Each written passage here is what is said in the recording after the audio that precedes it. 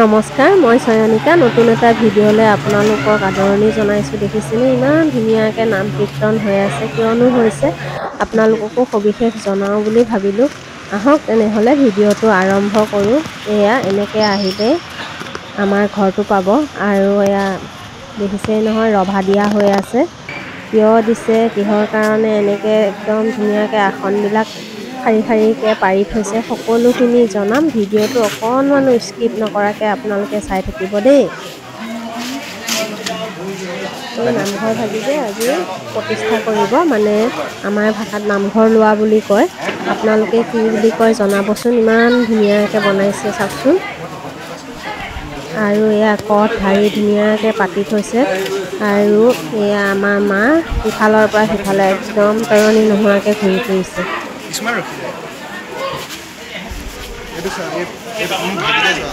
কামত একেবাৰে তৰণি নাই, দেখিছে। ইফালে এবাৰ গৈছে, সিফালে এবাৰ গৈছে। আৰু ভকতসকলো আহিব হৈছে। আৰু এই দুজন মোৰ ভাইটিয়ে হয়।